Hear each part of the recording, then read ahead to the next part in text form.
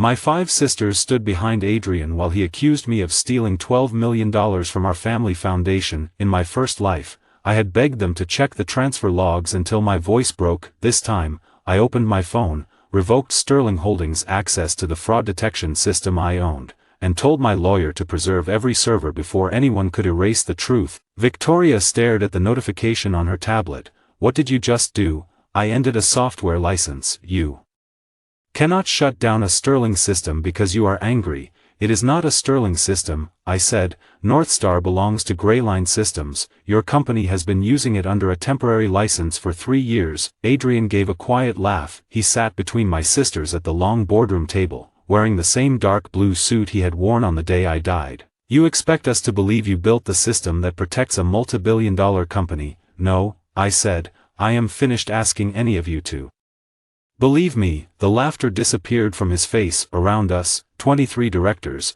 6 foundation trustees, 2 outside auditors, and more than a dozen major donors watched in silence. On the screen behind Adrian was a bank record showing $12 million transferred from the Sterling Foundation to Reed Analytics. The document looked convincing. It had looked convincing in my first life too. Back then, I had surrendered my laptop, my administrator keys, and every private server because Natalie promised an honest investigation. By the next morning, the original logs had disappeared. 3 days later, Serena called me a fraud on national television. 1 month later, my sisters forced me to sign away my inheritance. 6 months after that, Adrian sent me a message claiming he had proof of who I really was. I drove to meet him. My brakes failed on the river bridge. The last thing I remembered from that life was the black water rising across my windshield while my phone displayed 5 unanswered calls to my sisters. Then I had opened my eyes in this boardroom. The same accusation, the same people, the same opportunity to destroy myself by begging for love from people who had already chosen someone else. Natalie pushed a document toward me. Sign the acknowledgement, Lucas. It does not admit criminal liability. It only confirms that you will surrender your devices and cooperate. I looked at the final page. Buried beneath the acknowledgement was a clause waiving my rights under the Sterling Identity Trust. In my first life, I had signed it without reading. I placed the document back in front of her. No, Amelia's expression hardened. If you are innocent, why refuse an investigation? I am not refusing an investigation. I am refusing to let the people accusing me control the evidence. Serena leaned toward the microphone. You are humiliating this family in front of our donors. I looked at Adrian. He was still smiling, but one of his hands had closed around his phone. No, I said. He is. I forwarded 3 files to Daniel Ruiz: the original software license, the immutable server archive, the emergency evidence preservation request. A moment later, every director received the same automated notice: Northstar license termination effective at midnight. Victoria rose from her chair. You will reverse this now. I spent 6 years trying to earn a place in this family, I said. Tonight, you made your decision. I removed the Sterling signet ring grandfather had given me and placed it on top of the false bank record. I am making mine. Then I walked out before any of my 5 sisters could order me to stay. By midnight, they would lose the system they thought they owned. By morning, they would discover that the brother they had thrown away was the only person who had been keeping their secrets from becoming crimes. The doors closed behind me, cutting off Victoria's demand that security stop me. No one followed immediately. They were too shocked. For 6 years, I had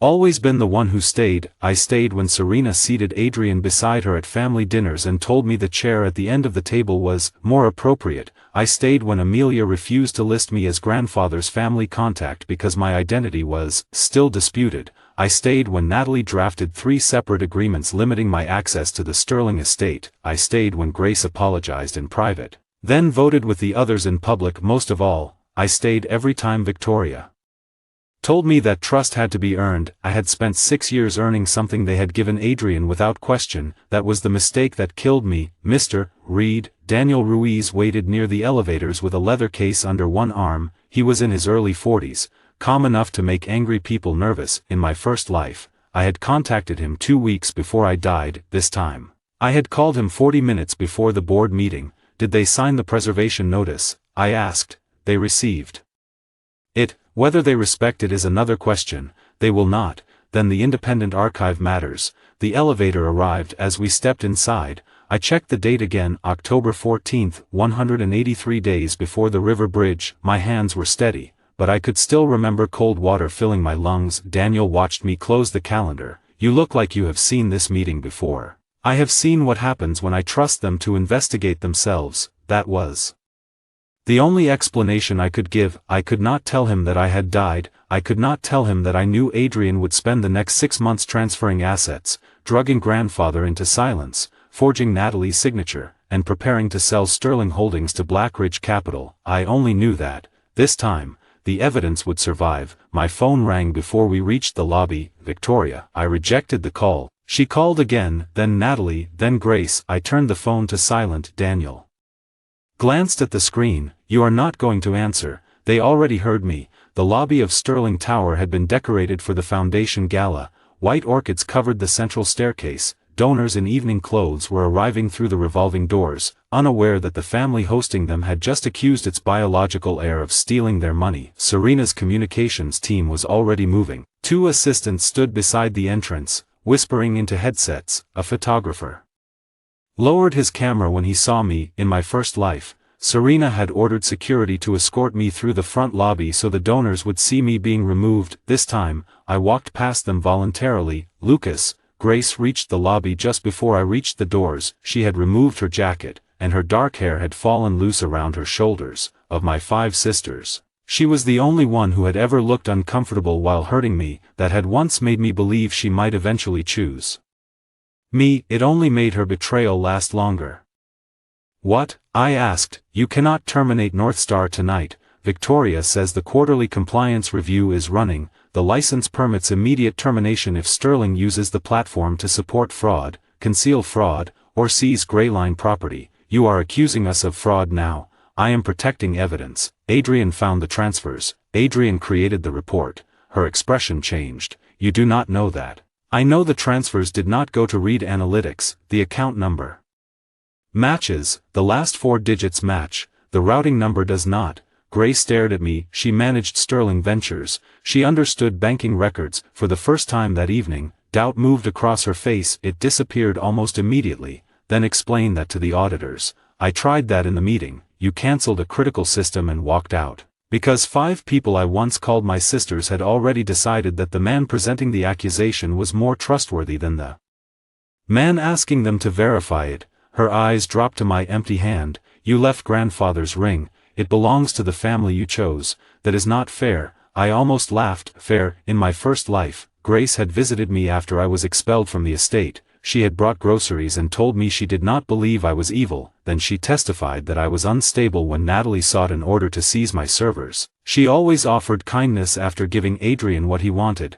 I am not asking you to agree with me, I said. Not anymore. Where will you go? Home. This is your home. No. This is where I kept waiting to be wanted. I stepped through the revolving door. Grace did not follow outside. Manhattan traffic moved beneath the lights. Daniel's car waited at the curb. Before I got in, my phone displayed a message from Adrian. You are making this worse for yourself. I took a screenshot and forwarded it to Daniel. Then another message appeared. Once grandfather signs the proxy, you will have nothing left. I saved that too. Daniel read the copies on his tablet.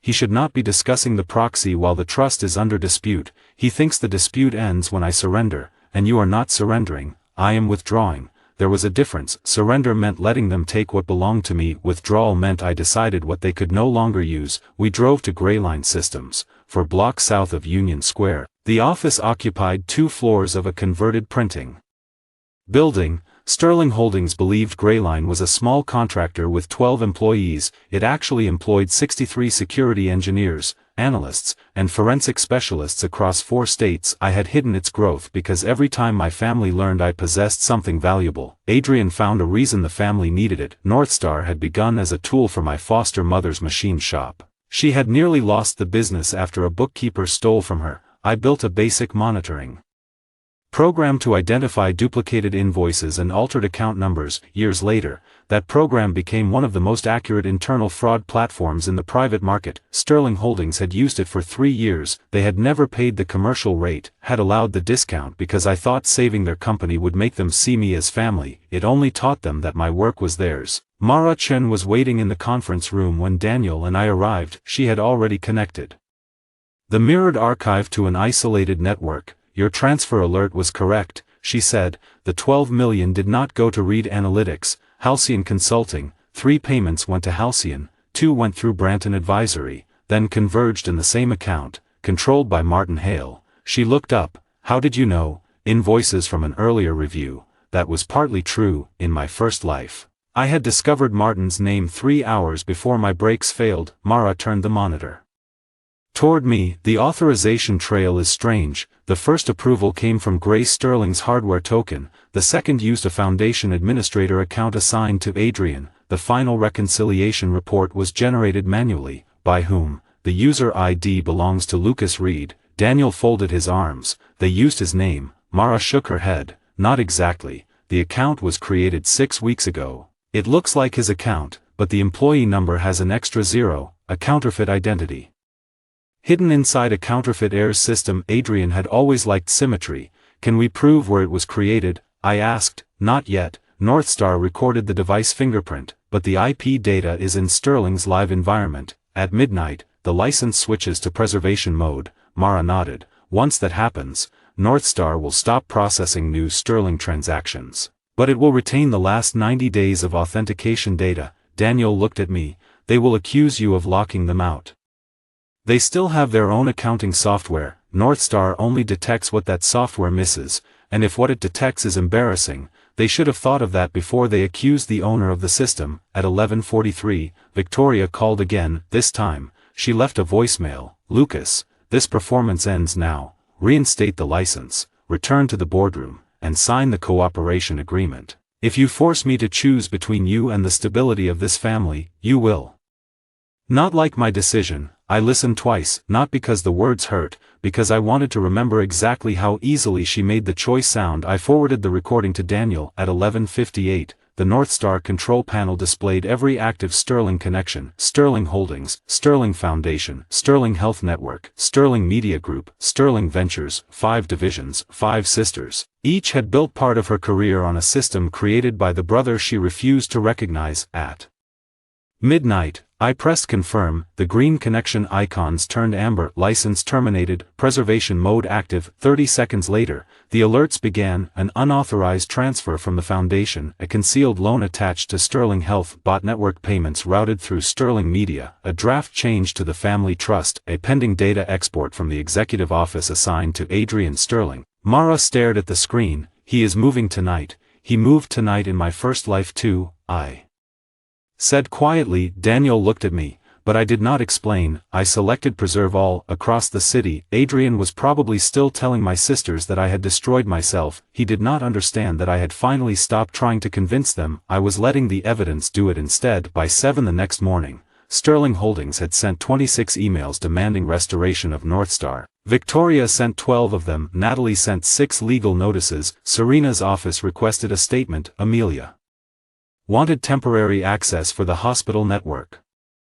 Grace wrote only once, please call me before this becomes permanent. I did not answer any of them. Instead, I joined a video conference with First Atlantic Bank. 3 years earlier, Sterling Health had begun building a rehabilitation center in Queens. The project exceeded its budget after a contractor dispute. Victoria asked me to introduce her to investors. I did more than that. Greyline Systems had guaranteed $28 million of a $40 million bridge facility. The guarantee was temporary and could be withdrawn if Sterling made a material misrepresentation involving Greyline. The accusation at the board meeting qualified. The bank representative looked uncomfortable as Daniel presented the termination notice. Mr. Reed, withdrawing the guarantee does not immediately cancel the loan, she said. Sterling will have 30 days to replace the credit support. That is understood. Sterling Health may argue that this is retaliatory.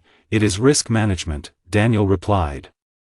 Their foundation accused the guarantor of financial fraud while relying on his assets. The representative nodded. We will notify them this afternoon. In my first life, I never withdrew the guarantee even after Amelia removed me from grandfather's medical contact list. I kept supporting her project because I thought patients should not suffer for our family conflict. Adrian used that hesitation against me. He transferred part of the loan through construction invoices and later blamed the shortfall on my company. This time, the hospital would have time to replace the guarantee, the project would not collapse, but I would no longer stand behind people who called me a criminal. At 10, I returned to the Sterling estate, not because Victoria ordered me to, because the clothes, documents, and equipment in my room still belonged to me. Daniel accompanied me, along with a neutral inventory officer. The security guards at the gate had received instructions not to admit me. Daniel handed them the access agreement grandfather had signed when I moved in. You can call Ms. Sterling, he said,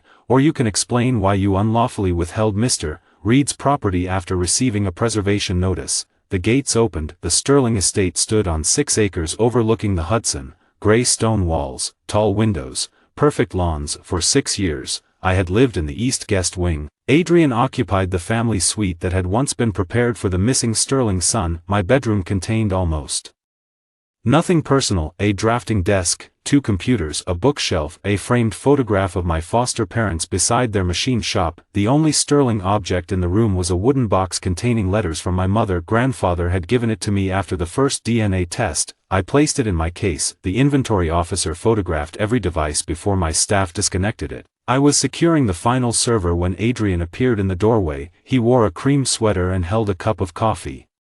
Performing the role of relaxed air: you brought a lawyer to pack your clothes. I brought a witness. You always make everything ugly. I did not call a board meeting and accuse you of stealing $12 million.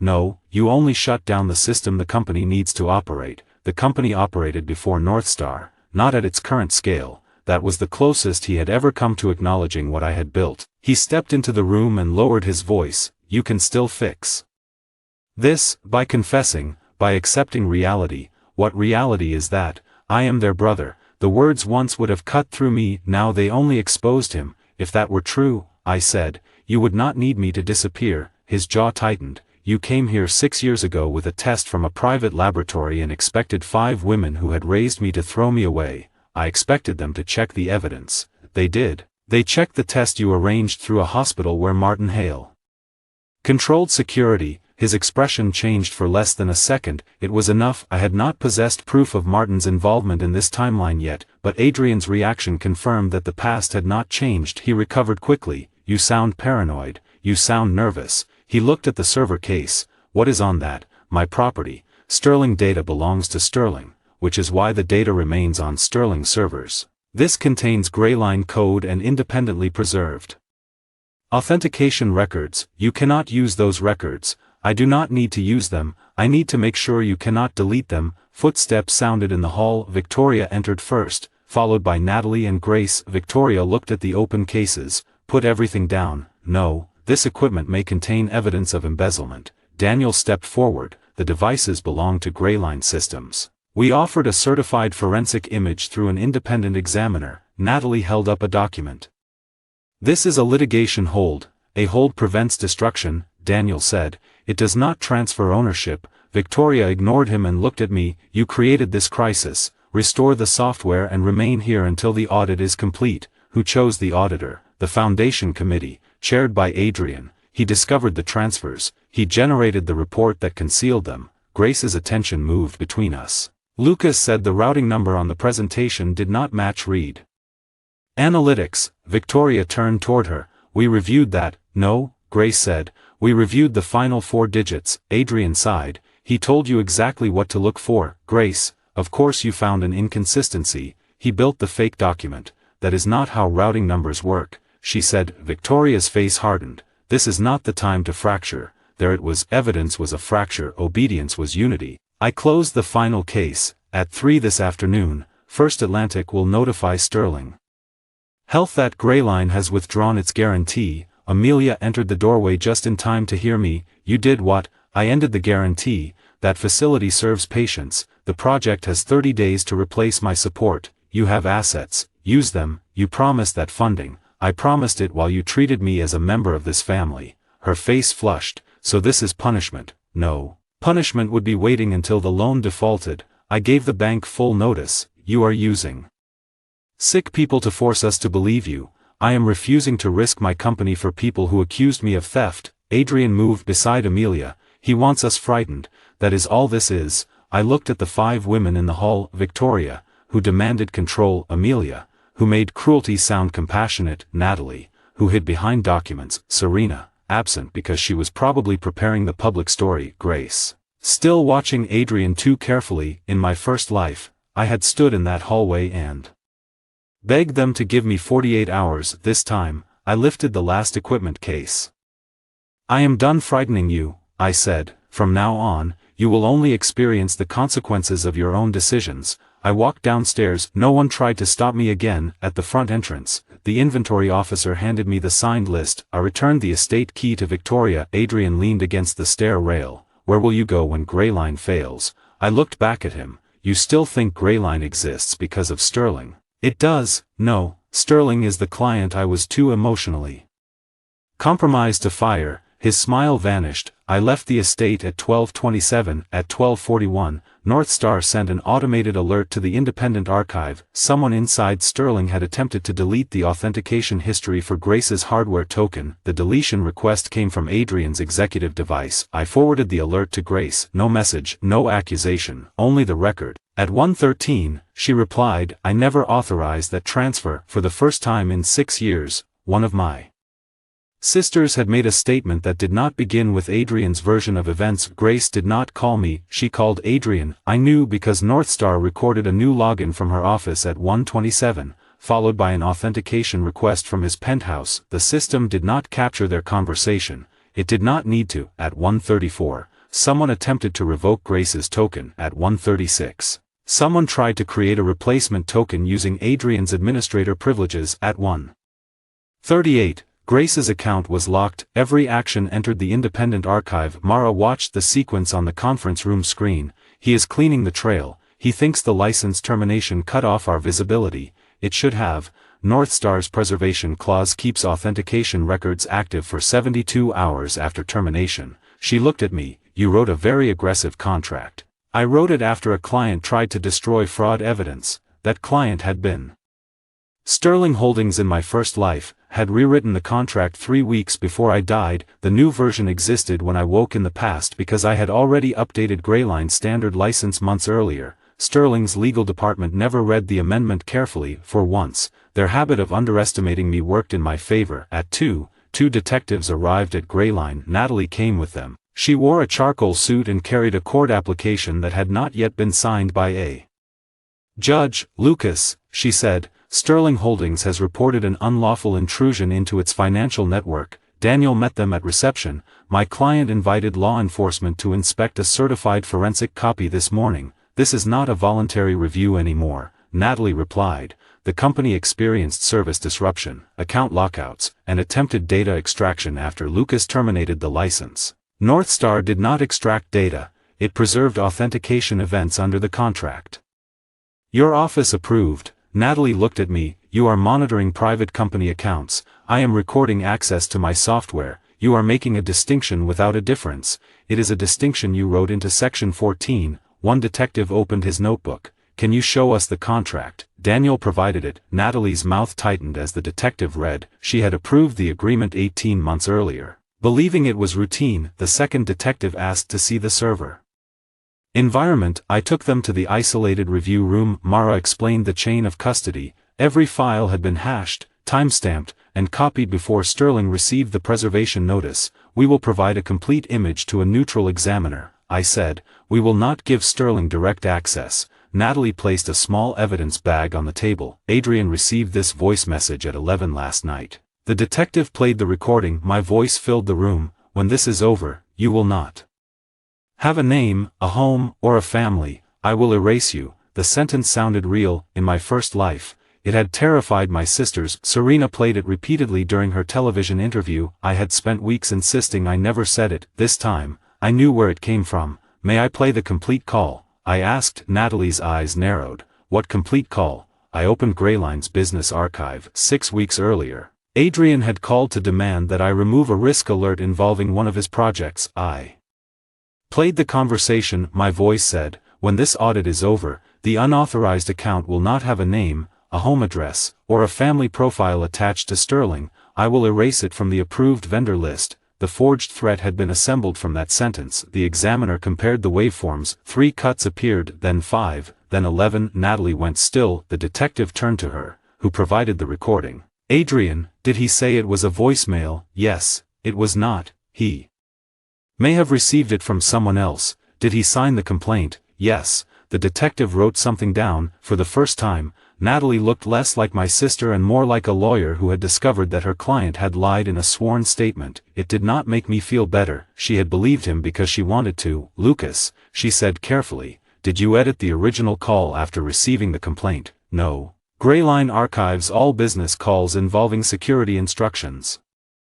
The archive existed before the meeting. Daniel pointed to the preservation timestamp. Your office received notice of it last night. Natalie read the document. You knew he would use this recording. I knew he used it before. The words escaped before I could stop them. Everyone looked at me. Natalie frowned. Before when? Adrian has used edited information against me for 6 years. The method is not new. That answer satisfied no one, but Daniel redirected the discussion. The important point is that Mr. Sterling filed a complaint using fabricated evidence. The detectives requested copies and left without seizing anything. Natalie remained. You could have sent me the full call before today. You could have asked for it before accusing me of a crime. I was acting on the information available. You were acting on the information Adrian selected. Her posture stiffened. You think all 5 of us are fools? No. I think all 5 of you made the same choice because it was easier than admitting you might have loved the wrong brother. Her face lost color. Had never said it that plainly. In my first life, I softened every truth because I feared losing them. Now there was nothing left to protect. Natalie gathered her papers. I will recommend an independent examiner. You should recommend that Adrian preserve his devices. He is cooperating. He attempted to delete Grace's authentication history 40 minutes ago. She stopped. I turned the monitor toward her. The event list showed the device fingerprint, Adrian's company-issued tablet. Natalie read every line. He says Grace's token was compromised. Then why did his device try to erase the record? I do not know. You never do, but you always know enough to accuse me. She left without replying. At 4, Grace arrived alone. She refused coffee and remained standing in my conference room. I confronted him, she said, and he said you cloned my token. Did he explain why the deletion request came from his tablet? He said you spoofed the device fingerprint. Do you believe him? She looked through the glass wall at the Grayline analysts working beyond it. I do not know. Then why are you here? Because the token never left my possession. That is not true. Her eyes lifted. How would you know? 3 weeks ago, Adrian asked you to bring it to his penthouse because he claimed the security certificate needed an executive update. Grace sat down slowly. I remembered the date from my first life. She had mentioned it during an argument, after the evidence had already been deleted. I did bring it, she said, for 10 minutes. 23. How do you know that? I know Adrian. No, you know something else. I said nothing. She leaned forward. Since the board meeting, you have known exactly what he would do. You knew about the routing number. You knew he would use my token. You knew he would produce the recording. I learned what happens when I give him time to destroy evidence. That is not an answer. It is the only one you are getting. She stood and walked to the window. When you first came to the estate, I wanted to believe the DNA test. You told me that. I was 23. Adrian had been our brother for 9 years. He remembered Mom's favorite song. He knew where Dad hid Christmas gifts. He had a scar in the right place. Martin Hale had access to family interviews, medical records, and security reports. We did not know that. You did not want to know. She turned. That is cruel. It is accurate. Grace pressed her hands against the back of a chair. What do you want me to do? In my first life, I would have said, believe me, I would have asked her to stand beside me. I would have promised to forgive everything if one sister finally chose me. This time, I opened a secure submission page, upload the token records, write down when Adrian possessed the device, sign the statement and send it to the independent auditor. You want me to testify against him. I want you to tell the truth, and after that. There is no after that. Her face tightened. You mean between us? Yes, I am trying to help you. You are trying to correct something that now threatens you. That is not fair. You gave Adrian access to a financial authorization device. He used it to steal $12 million and blame me. You came here after his explanation stopped making sense. That is evidence. It is not loyalty. She stared at me for several seconds. Then she sat at the computer. She uploaded the records. She wrote the statement. She signed it. At the bottom, the form asked whether she consented to an independent forensic review of her Sterling devices. Grace checked yes. When she finished, she looked at me. I am sorry. I did not say I forgave her. I did not say it was enough. I only said, send a copy to your personal lawyer. At 6:12, the submission entered the audit archive. At 6:20, Adrian called her. She rejected the call. At 6:23, he sent a message, do not let Lucas divide us. Grace showed it to me. He said the same thing Victoria said yesterday, because unity is useful when no one is allowed to examine the person standing in the middle. Her phone rang again. This time, the screen displayed Sterling Rehabilitation Center. Grace answered. Her expression changed as she listened. What happened? She covered the microphone. Grandfather stopped breathing. I was already reaching for my coat. Sterling Rehabilitation Center occupied the top 4 floors of Amelia's new medical complex. The lobby displayed her photograph beside a plaque describing the building as a model of compassionate care. When Grace and I arrived, Grandfather was being transferred to intensive care. Amelia stood outside the elevator in blue scrubs. Adrian was beside her. The moment she saw me, her face hardened. You should not be here. Why did he stop breathing? This is a medical matter. He is my grandfather. Your legal status is unresolved. Adrian placed a hand on her shoulder. Do not do this now, Lucas. I looked at his hand, then at Amelia. What medication did he receive in the last 12 hours? That information is confidential. I opened my phone and showed her the medical proxy Grandfather had signed 8 months earlier. The document named Amelia as primary decision-maker and me as alternate if Amelia faced a conflict involving the Sterling Trust. She had witnessed the signature herself. Her eyes moved across the page. This does not give you authority while I am present. It does if a medication order was issued through your account while you were attending the board meeting. She froze. Grace looked at her. What medication order? Amelia took the phone and reread the conflict clause. How do you know an order came through my account? Northstar flagged remote access to Sterling Health. You terminated that system. It remains in preservation mode. Adrian stepped between us. This is exactly what he wants. He is using Grandfather's condition to force access to the hospital network. No, I said, I am asking why a man in rehabilitation received an emergency increase in sedatives from a physician who was not in the building. Amelia's face changed. She turned to a nurse. Pull Henry Sterling's medication administration record. The nurse hesitated. Now, we entered a private consultation room. The record showed that Grandfather had received 2 additional doses of a sedative between midnight and 4 in the morning. The orders carried Amelia's credentials. I did not enter these, she said. Adrian leaned over the screen.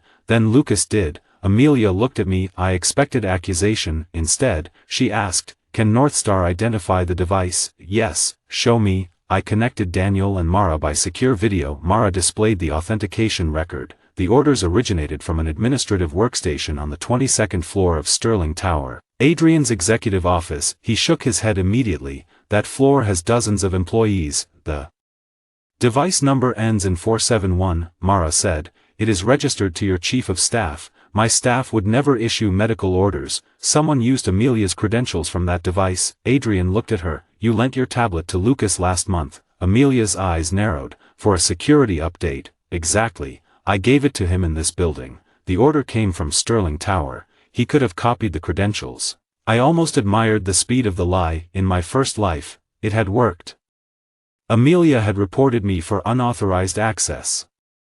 Natalie obtained an order preventing me from contacting Grandfather. Adrian then kept him sedated until the trust proxy was signed. This time, the evidence existed before the accusation. I will submit every gray line device for examination, I said. Will you submit yours? Adrian stared at me. This is not a courtroom. No, it is a hospital. A patient nearly died after someone used a stolen physician account. Amelia turned to the nurse. Lock my credentials. Suspend every non-clinical user with access to my administrative profile. Preserve the logs. Adrian's voice sharpened. Amelia, she looked at him. Give me your phone and company tablet. You cannot be serious. Grandfather is intubated, and you think I did that? I think your office appears in the access record, because Lucas put it there. Then an examination will prove it. For the first time, Adrian refused to cooperate in front of one of my sisters. He slipped his phone into his pocket. My private devices contain confidential family communications. Amelia's expression became colder. So do mine. Someone used them to alter a patient's medication. He looked at Grace. You see what he is doing? Grace did not move toward him. That was the first visible break. Adrian left the room. Amelia watched the door close. Why would he increase the sedative? Grandfather planned to request an independent trust review this week. How do you know? He told me. He tells you things he does not tell us. He tried. Adrian controls which calls reach him. That is impossible. Check the visitor log. Check the call routing settings. Check who changed his approved contact list. Amelia did. The contact list had been changed 14 days earlier. My number had been removed. The authorization was issued through her administrative account. She sat down. I did not approve this. No. How many times has this happened? Mara searched the preserved logs. 3 medication changes in the last 6 weeks, 2 contact list changes, 1 transfer request to a long-term care facility owned by Halcyon Health Management. Grace looked at me. Halcyon, the same name as the consulting company. I said. Amelia closed her eyes. For years, she had trusted systems because she believed systems did not lie. She had forgotten that systems obeyed whoever controlled the credentials. A doctor entered. Dr. Sterling, your grandfather is stable. We reduced the sedative and reversed the respiratory suppression. He is waking, but only briefly. We entered the intensive care room one at a time. Grandfather looked smaller than he had 2 days earlier. When I approached the bed, his eyes opened. Lucas, his voice was barely audible. I am here. Blue folder. What folder? My safe. Amelia knows. Amelia stepped closer. What is in it? He turned his head toward her. Adrian's proposal. His breathing grew uneven. The nurse asked us to step back. Grandfather caught my wrist. Do not sign anything. I will not. His eyes closed. Again, Amelia stared at his hand around mine. For 6 years, she had told me grandfather's affection did not prove my identity. Now the man she had been protecting from me had used his limited strength to protect me from Adrian. We went to his private office. Amelia opened the wall safe. The blue folder contained a proposed amendment to the Sterling Identity Trust. It would transfer grandfather's voting proxy to Adrian and terminate any claim by future biological challengers. Across the first page, grandfather had written in red ink, rejected, independent DNA and financial audit required. Attached was a note. Adrian pressured me to sign while medicated. Lucas must be informed. Amelia read the sentence twice. Grace sat beside her. Neither spoke. I photographed every page and sent the files to Daniel. Then I asked the question that mattered. Who had access to this safe? Amelia looked at the entry log. Victoria. Natalie, me, Adrian, not Lucas. Grace asked. No. Adrian had accused me of manipulating a document stored in a safe I could not enter. The lie was beginning to require too many other lies. Amelia called hospital security. Remove Adrian Sterling from the approved family access list. The officer hesitated. Permanently, until the investigation is complete. She then called the pharmacy director and ordered an independent medication review. When she finished, she looked at me. I should have checked. Yes, I believed I was protecting grandfather. You were protecting the version of the family that made you comfortable. Her eyes filled, but she did not look away. What can I do? Keep him alive, preserve the records, report the stolen credentials, and us. There is no us. The sentence hurt her. It did not repair me. At 9:30, Amelia issued a formal incident notice. She identified her account as compromised and named Adrian's office as the source of the unauthorized orders. At 9:45, Serena called. She did not ask about grandfather, she said. You have gone too far. What did I do now? You manipulated Amelia into filing a report against Adrian. Her account was used to increase grandfather's sedatives. She is under stress. She reviewed the records. You are tearing the family apart while he is in intensive care. The family was already broken. I only stopped standing over the crack. She took a breath. Tomorrow morning, I am holding a press conference. The foundation has to address the missing money before donors hear rumors. Use the complete audit. We cannot wait for your private investigators. Then do not claim certainty. I know what the records show. No, you know what Adrian gave you. Her voice cooled. You always hated that the public accepted him. I hated that my sisters preferred a story to evidence. You will have a chance to respond after our statement. I will respond during it. She was silent. What does that mean? It means you should make sure every video you play is complete. I ended the call. Grace looked at me. Does she have the board footage? She has the version Adrian edited. How do you know? Because he used it before. Again, the words came too close to the truth. Amelia was too exhausted to question me. Grace was not, but before she could speak, Daniel sent me Serena's scheduled statement at 10 the next morning. Sterling Media would identify me as the principal suspect in the foundation theft. The press release called Adrian the family representative who had courageously uncovered the fraud. In my first life, that statement destroyed my name. This time, I forwarded the complete boardroom recording to 3 independent news organizations, the foundation's outside auditors, and every donor who had attended the meeting. Then I scheduled its release for 10:05. Serena would have 5 minutes to tell Adrian's version. After that, the room would see everything he had cut away. Sterling Media's press theater held 200 people. Every seat was occupied.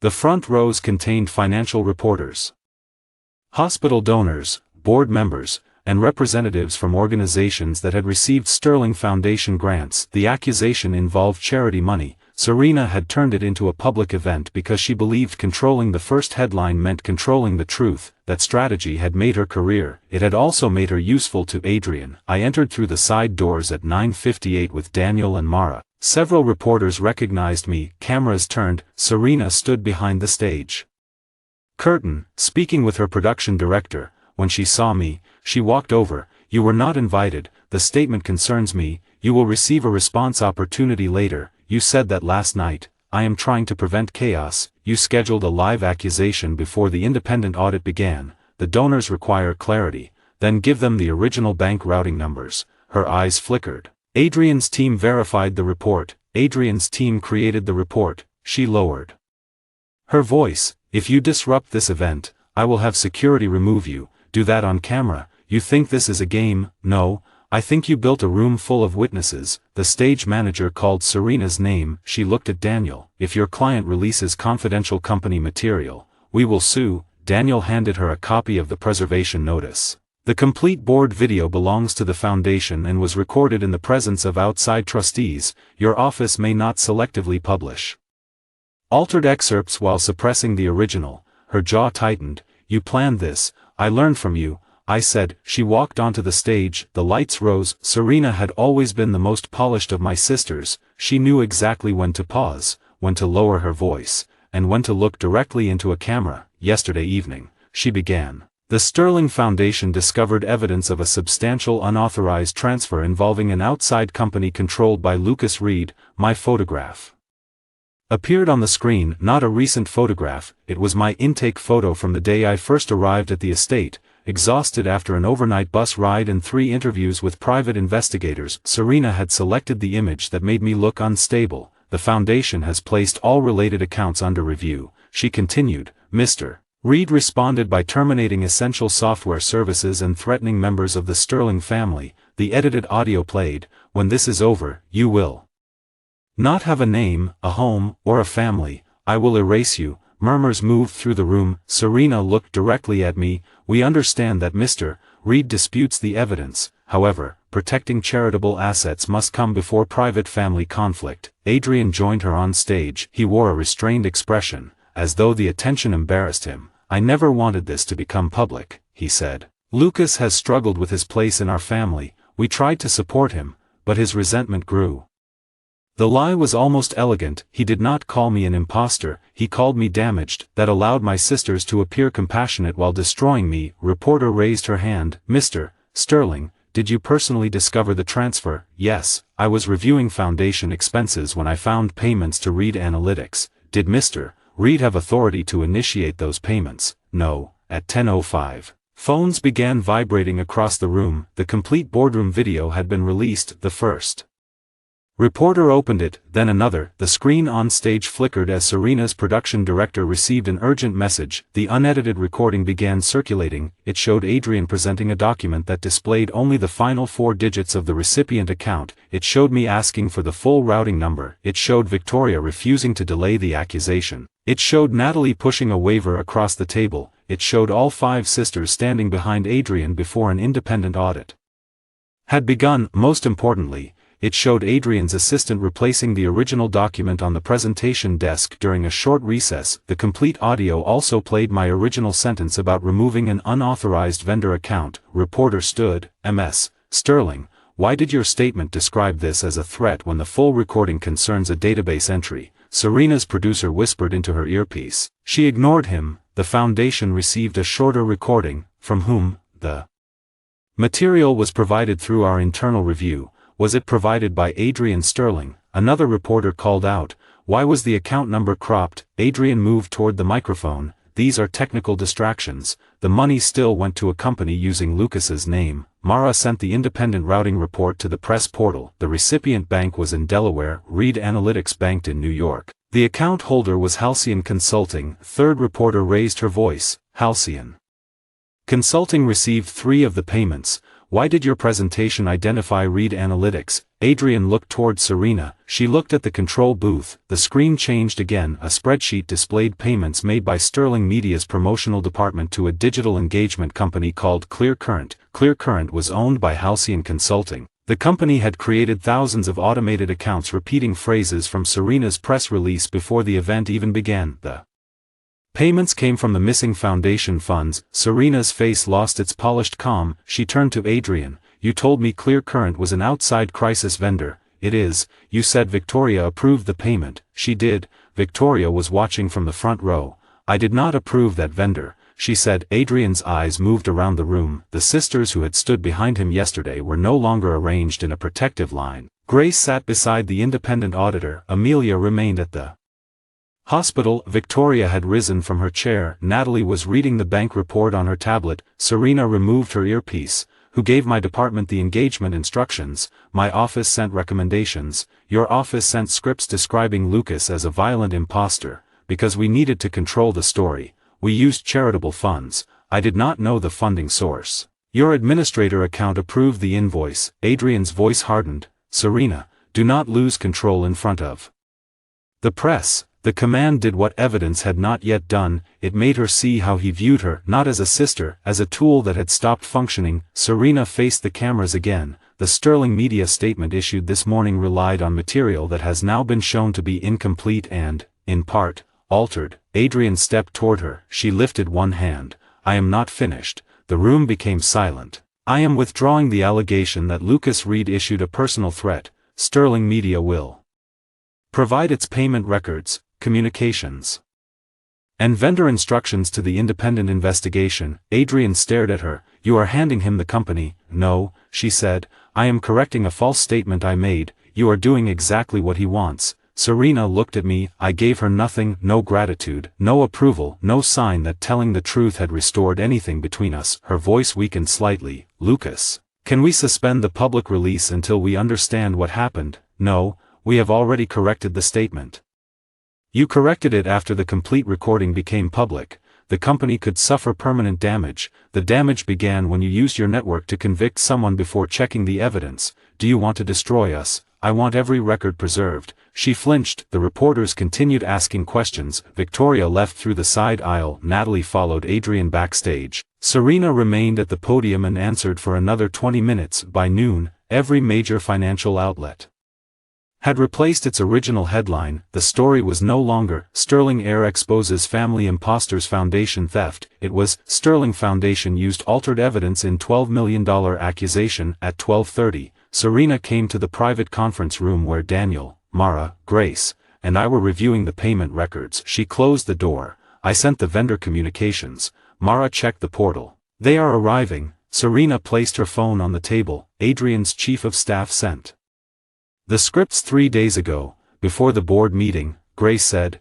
yes, he planned the media response before he supposedly discovered the transfer. Serena nodded. The realization seemed to make her physically ill. I thought he was preparing for a possible crisis. You thought whatever allowed you to proceed, I said. She looked at me. I believed him. I know. I believed he was protecting the foundation. I know. I should have called you. You had 6 years to call me. She looked down. Grace reached toward her, but Serena stepped away. I am turning over everything, she said. Every email, every vendor instruction, every message. Do it through your lawyer, Daniel advised. She nodded. Before she left, she stopped beside me. Is grandfather awake? Briefly, did he ask for Adrian? He asked for me. The words hurt her more than I intended, but they were true. At 1:15. Serena formally suspended Clear Current and reported the payments. At 1:40, Natalie filed an emergency application seeking access to Greyline servers. Her application relied on a trust amendment allegedly signed by grandfather 6 weeks earlier. The document terminated my rights,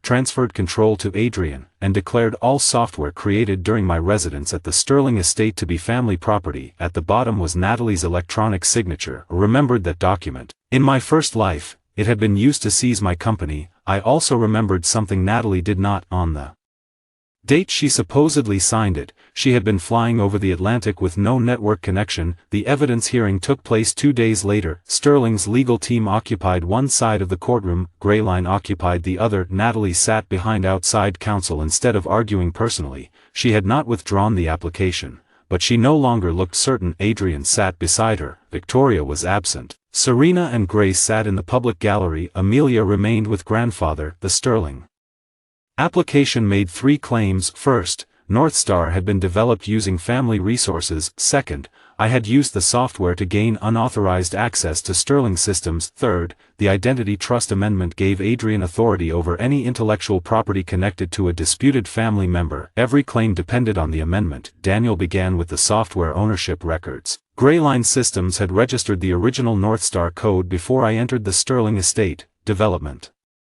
invoices, employee records, and repository timestamps showed continuous independent work. Sterling Holdings had paid a license fee, although at a significant discount. The judge looked at Sterling's counsel. If the company owned the platform, why did it sign a license? Counsel answered, the agreement was an administrative convenience. Daniel placed 3 years of invoices on the evidence screen. Sterling deducted those payments as software expenses. The judge turned another page. The company cannot describe the payments as license expenses for tax and accounting purposes, then call the same agreement a convenience when the license is terminated. Adrian whispered something to Natalie. She did not respond. The second claim collapsed under the preservation clause. Northstar did not enter Sterling's accounting system after termination. It continued recording authentication events created through its own interface for 72 hours, exactly as the contract permitted. That left the trust amendment. Sterling's outside counsel displayed the signature page. This document was approved by Henry Sterling, electronically signed by Natalie Sterling as family counsel, and certified through Veritas Sign. Daniel called the neutral electronic record examiner. The examiner presented the verification log. Natalie's account had accessed the document at 4:17 in the afternoon on August 3. Her security key authenticated the signature. Her password was entered correctly. At first, the record looked conclusive. Then the examiner displayed her travel records. At 4:17, Natalie's flight from London to New York was over the Atlantic. The aircraft did not offer internet service. Her registered laptop remained powered off from 3:40 until 9:12. Her phone was in airplane mode. The security key used to sign the document was not the key assigned to her personal device. It was a backup key stored in the Sterling legal department. The access request originated from the executive floor, Adrian's floor. Natalie stared at the screen. Sterling's counsel requested a recess. The judge refused. Your application seeks immediate seizure of a private company's servers. I intend to understand the basis before authorizing anything. The examiner continued. The signature request had been created by an administrator account belonging to Adrian's chief of staff. The remote notarization account had been accessed from the same workstation. The video verification file required by the notarization service was missing. Finally, the document metadata showed that the trust amendment had been edited after grandfather's medical sedation increased. The judge looked at Natalie. Ms. Sterling, did you sign this document? She stood slowly. No, Your Honor. Did you authorize anyone to use your electronic signature? No. Did you review the document before this application was filed? Her face tightened. I reviewed the signed copy, not the verification record. No, why not? She looked at Adrian. He did not meet her eyes.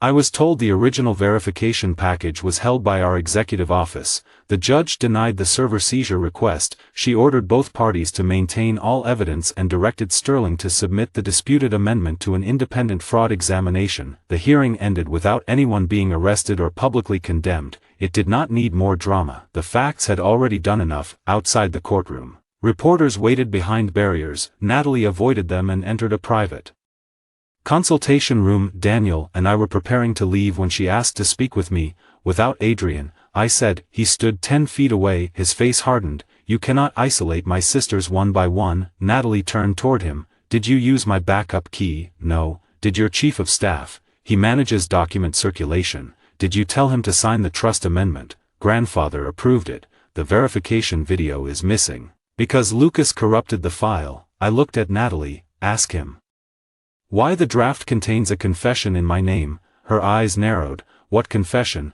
Daniel opened the forensic report. The amendment file contained deleted attachments recoverable from the document package. One was titled Lucas_read_acknowledgement_final. It stated that I had fabricated my identity, manipulated grandfather, and stolen foundation funds. The creation date was 6 weeks before the alleged theft was discovered. Natalie read the first page. Her hands began to shake. You drafted his confession before the transfer report existed. Adrian gave a short laugh. It was a contingency document. For what contingency? If Lucas became unstable, you prepared a signed confession with a blank signature field. Legal departments prepare drafts. My department did not prepare this. Then ask your staff. The author account belongs to your office. He stepped closer. Natalie, you are letting him turn a technical discrepancy into a family civil war. She looked at him for a long time. Then she removed the Sterling Legal Department access badge from her jacket. I am resigning as general counsel pending an independent investigation.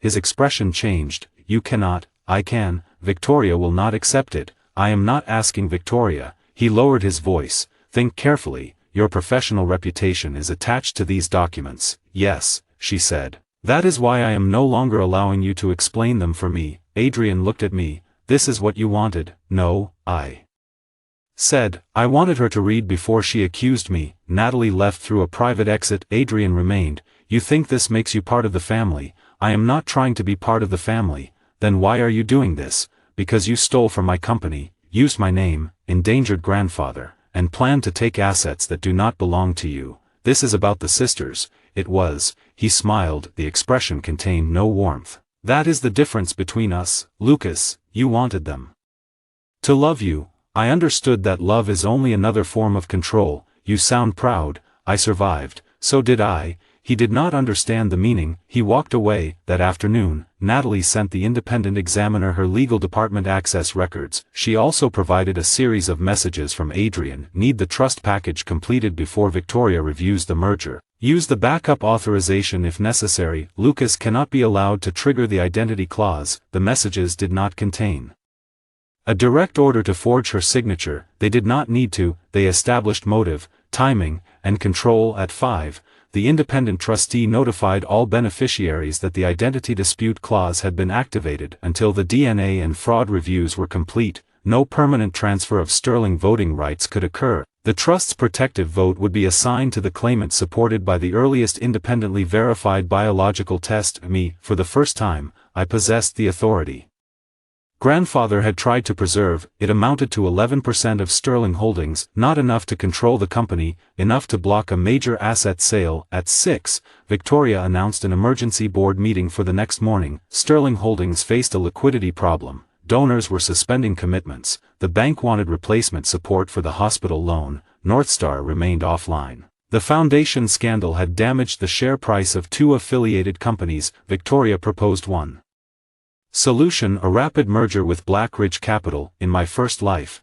the merger transferred Sterling's patents, hospitals, media licenses, and real estate into a Blackridge-controlled structure. 6 months later, Sterling Holdings no longer existed. Adrian received a hidden payment for delivering the deal. I opened the merger package. The documents were almost identical to those I remembered. This time, however, I had 11% of the vote, for sisters who had begun preserving evidence, and the original transaction logs. Victoria still believed Adrian was trying to save the family. By the end of the meeting, she would learn that she was the last asset he intended to sell. Sterling Tower's main boardroom had 40 seats and no windows. Victoria said windows distracted people from difficult decisions. That morning, the absence of windows made the room feel sealed. Blackridge Capital sent 3 executives and 6 attorneys. Sterling's directors received the final merger package. 22 Minutes before the meeting, the speed was intentional, people made expensive mistakes when urgency replaced examination. Victoria stood at the head of the table.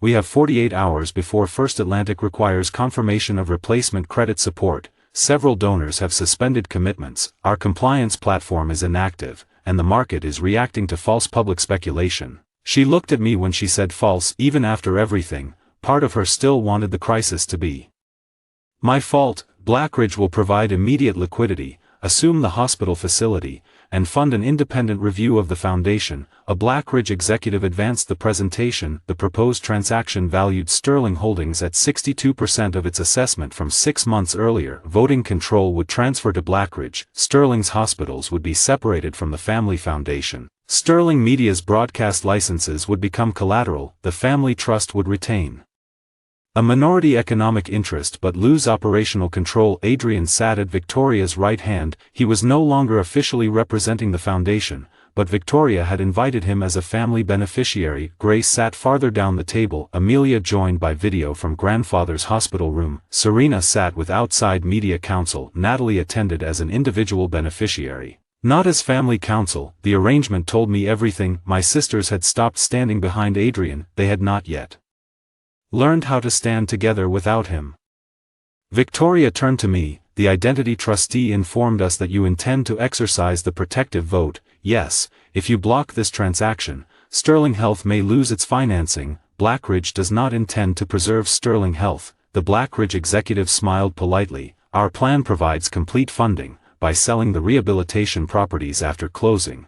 That is one strategic option. It is required under Schedule 9. Victoria opened the document. Schedule 9 had not been included in the summary deck. She read the property list. The new Queens Rehabilitation Center appeared first. Amelia's image on the screen went still. You told us the facilities would remain under Sterling Health, she said. The executive replied, operational continuity does not require permanent real estate ownership. You plan to sell the buildings and lease them back. That is a common capital efficiency structure, at triple the current occupancy cost, I said. Victoria turned another page. Why was this not in the presentation? Adrian leaned toward her. We discussed sale-leaseback options. No, she said, you told me Blackridge would assume the construction debt. It will, after acquiring the underlying property. It is still debt relief. The distinction mattered. Victoria had built her authority on never missing contractual details. Adrian had counted on panic making her careless. I connected my laptop to the board display.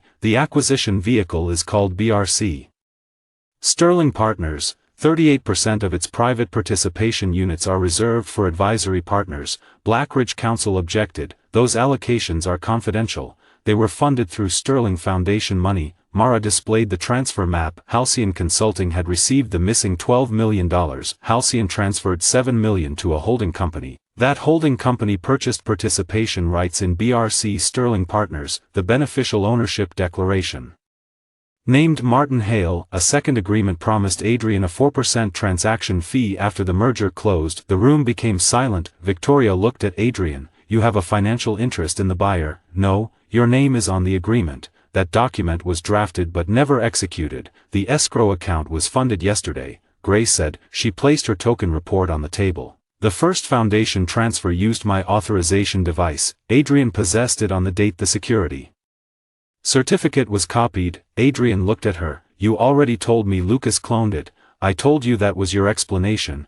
It is the truth. The device fingerprint came from your penthouse. He fabricated the fingerprint. Amelia spoke from the screen. Did he also fabricate the medication orders from your office? Adrian's face hardened. You are a doctor, Amelia. You know how easily electronic records can be altered. I know you refused to surrender your devices after grandfather nearly died. Serena added a folder to the evidence table. Did Lucas fabricate the media scripts your office sent 3 days before the alleged theft was discovered? Adrian turned toward her. You agreed that a crisis plan was necessary. I agreed to prepare facts. You sent a predetermined accusation. Natalie placed the electronic signature report beside Serena's folder, and you used my backup key. I did not. Your chief of staff did. Then speak to him. He resigned this morning and delivered his company laptop to the independent examiner. That was new information. Adrian's control slipped for the first time. Victoria remained standing at the head of the table. She looked from one sister to the next, then at me. You coordinated this. No, You brought them here with separate accusations. They brought records from the systems Adrian used. You expect me to believe that he manipulated every division of this family without any of us noticing? That is exactly what happened. Her face tightened. You always wanted his place. I wanted my own. You returned and challenged the only brother we knew. I returned with a DNA result. You returned with a claim that required us to erase 14 years of our lives. No, it required you to examine whether those years were built on fraud. The sentence landed harder than anger would have. Victoria looked at Adrian. He softened his expression. Vicky, do not let him rewrite our family because he found frightened people willing to blame me. Vicky, the childhood name only Adrian used for years. It had been proof of intimacy. Now it sounded like a lever. He continued, I found the transfer because I was trying to protect you. I arranged Blackridge because Lucas withdrew the system and the guarantee. Every crisis in this room began when he decided to punish us. Victoria looked at the merger agreement, then at the secret fee. You did not tell me you would be paid. I was offered compensation for transition work, 4% of the transaction. I intended to place it in the family trust. There is no such clause. It would have been added. You told Blackridge I would sign before receiving the final schedules. I was confident in you. No, I said, you were confident in what she would do after you made me the enemy. I played the recovered executive call. Adrian's voice filled the boardroom. Victoria will sign. She is terrified of looking weak. Keep the deadline short and make sure Lucas appears responsible for the liquidity problem. Once she believes he is attacking the family, she will approve anything that promises control. No one moved. The call had been stored on a company conferencing system. Adrian's chief of staff had included it in the device archive after resigning. Victoria listened to the recording twice. The second time, she closed her eyes. Adrian pushed back his chair. This is illegal surveillance. It is a company-recorded transaction call, Natalie said. You are all accepting his version because you are afraid of your own mistakes. Victoria opened her eyes. No, her voice was quiet. That made everyone listen. I am accepting your voice. Adrian stared at her. She turned to the corporate secretary. Remove the Blackridge resolution. Victoria, the Blackridge executive said, the financing deadline. We will address it without selling the company to a vehicle funded by stolen foundation assets. She then called for a second motion, effective immediately. Adrian Sterling is suspended from every executive, foundation, trust, and administrative position pending completion of the independent investigation. Adrian stood. You cannot remove me from my own family. This is a board action. I built this company with you. You built a transaction to sell it. I was saving it from him. He pointed at me. Victoria looked at his hand. For 6 years, she had followed that gesture. Whenever something failed, Adrian pointed toward me. Whenever a document looked wrong, he pointed toward me. Whenever a sister questioned him, he pointed toward me. This time, Victoria lowered her own hand and voted. Grace voted with her. Amelia voted by video. Serena voted. Natalie voted her trust interest. Exercised the protective 11%. The motion passed. Adrian was removed. Security waited outside the boardroom, but Victoria allowed him to leave without public escort. She was still protecting the final pieces of the family image. As he walked past me, he said, You think they chose you? No, they chose themselves. I know. That should hurt. It would have. Once, he stopped. You will never be their brother. That is no longer a threat. He left. The Blackridge executives collected their documents and withdrew the offer. The directors remained in silence. Victoria sat down for the first time. What happens now? She asked. Sterling replaces the hospital guarantee, I said. The foundation freezes every account connected to Halcyon. Greyline provides a limited compliance bridge under market terms. An independent committee controls the data. You will restore Northstar, for 30 days, no family administrator access, no discounted license, no direct control. Her expression changed. You are charging us during a crisis. I am treating Sterling like a client. We are your family. For days earlier, that sentence might have broken me. Now it sounded like a late invoice. No, I said. You are an organization under investigation. At 2:30, the board approved the temporary agreement. At 3. First Atlantic accepted the replacement compliance structure and extended the financing deadline. Sterling would survive, not because I returned to the family, because I imposed the boundaries I should have imposed years earlier. As I left the tower, my phone displayed a message from Adrian. Want to know why you disappeared? Come to the old records annex at 10, alone, in my first life. He had sent a different version. I found the original DNA file. Come alone if you want your sisters to believe you. I had gone on the river bridge. My brakes failed. This time, I forwarded the message to Daniel, Mara, the independent trustee, and Sterling's external security investigator. Then I replied, I will be there. I did not include the word alone. The old records annex stood beneath a decommissioned Sterling printing plant in Brooklyn. The building had been scheduled for demolition twice but remained standing because its basement contained decades of legal files. In my first life, Adrian claimed the original DNA laboratory archive was stored there. He instructed me to enter through the south gate and leave my phone in the car. I obeyed because I believed one piece of paper might make 5 sisters love me. After I found the files, a vehicle followed me onto the river bridge. The brake line in my car had been cut. This time,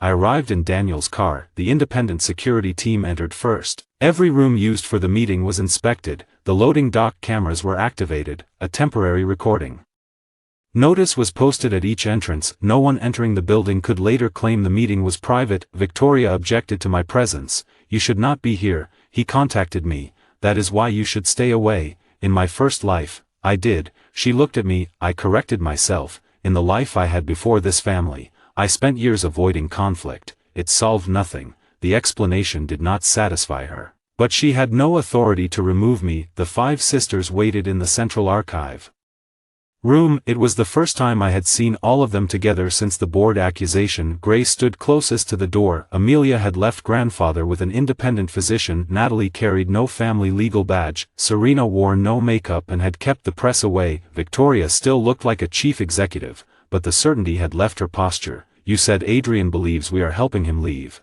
I said. Victoria nodded. He contacted me after the board meeting. He said Martin has the original identity records and will surrender them if we release funds. How much? 20 million. He does not need 20 million to surrender records. He needs it to disappear. Natalie said. You agreed. We told him the trust could release emergency family protection funds. The trust cannot. He does not know that Grace informed us of the identity clause. Grace looked at me. We thought he would bring Martin. He will. How can you be certain? Adrian has never handled the original fraud himself. Martin gave him the family history, arranged the first DNA test, and controlled the hospital security contractor. Victoria's expression hardened. You knew that before the board meeting. I suspected it. You should have told us. I did, when, 6 years ago. She looked away. At 9:47, exterior cameras recorded a black vehicle entering the south lot. Adrian arrived first. Martin Hale followed. I had seen Martin only 3 times. He was 60, broad-shouldered, with gray hair and the careful posture of someone who had spent a career observing exits. He carried a metal document case. Adrian stopped when he saw me. You told me he would not be here. Victoria answered. He controls the protective vote. You said you wanted to solve this as a family. We are. Martin looked toward the recording notice. What is this? Corporate security procedure, Natalie said. Every meeting in the archive is recorded during the investigation. We did not consent. You were notified before entering. Adrian looked at the 5 sisters. You are treating me like a criminal. Grace replied first. You used my authorization token. I explained that. Amelia said. You used my medical credentials. Lucas created those records. Serena said. You funded a media attack before the alleged theft was discovered. I was protecting the company. Natalie said. You forged my signature. I did not. Victoria placed the Blackridge fee agreement on the table. You sold my company. Adrian looked at each of them, then he laughed. The sound held no humor. This is what he wanted from the beginning. 5 women turning on the brother who stayed because a stranger arrived with a laboratory report. I stepped forward, opened the case. Martin placed one hand on the handle. Funds first. There are no funds, I said. Victoria's eyes moved to me, but she did not contradict me. Adrian's face changed. You promised him, Victoria answered. I promised to hear what you wanted to sell. You lied. Yes. He stared at her. For years, deception had been a weapon only he was allowed to use. You would never have done this before Lucas came back, he said. No, she replied. Before Lucas came back, I believed you. Martin moved toward the door. Security blocked the corridor.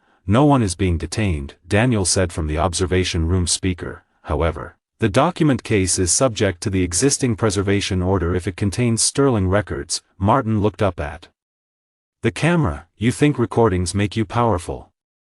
No, I said. They make denial harder. Adrian turned toward me. You want the truth? Fine, you were never supposed to come back. The room became still. Martin said, stop talking. Adrian ignored him. My father found you first. The 5 sisters looked at Martin. When? Grace asked. Martin's jaw tightened. Adrian answered, 8 months before grandfather's investigator contacted Lucas. A cold pressure moved through my chest. That was new. Even in my first life, I had never learned it. Where was I asked. Working at your foster mother's machine shop, Adrian said. You had submitted DNA to an ancestry database after she became ill. Martin received the match through a contractor. Why did you not tell the family? Because I was already their son. You knew I was biological. I knew you matched grandfather's line. And you arranged the second test. I arranged a test that protected the family from a man trying to destroy it. You switched the samples, Natalie said. Adrian looked at her. You signed the lab authorization. I signed an authorization for witnessed samples, and trusted staff completed it. Martin's staff, I said. Martin remained silent. Adrian continued because he could not tolerate silence when he believed he was losing control. Do you know what would have happened if they accepted you? Every photograph, every birthday, every memory would have become a lie. They became a lie anyway. Serena said, no, they were real until he arrived. Amelia stepped forward. You sedated grandfather. I kept an old man from making an emotional decision that would destroy all of us. You almost killed him. He was monitored. You changed his medication under my name, because you would have refused. The admission hung in the room. Amelia's face went white. Adrian looked at Victoria. You understand. You always understood. Someone had to make decisions the rest of you were too weak to make. Victoria's voice was quiet. You used us. I protected you. You described me to Blackridge as predictable. You were predictable. He turned to Grace. You wanted everyone to like you, so one apology kept you silent. To Amelia, he said, you cared more about appearing ethical than checking who used your accounts. To Natalie, you believed a signature because admitting you had lost control would damage your reputation. To Serena, you would broadcast any story that allowed you to define the family first. Finally, he faced Victoria, and you would sacrifice any person if I called it stability. No sister answered. He had spent years studying their weaknesses. They had mistaken that attention for love. Grace's voice broke the silence. What did you plan to do to Lucas after the audit? Martin said. That is enough. Adrian smiled at me. He already knows. Say it, I replied. You were going to find the original file. You were going to leave angry. Your car was going to fail. My hands went cold. The river returned for 1 second. Black water. A locked seatbelt. 5 unanswered calls. Victoria whispered, what car? Adrian's smile faded when he saw her face. Nothing happened, because he did not come alone.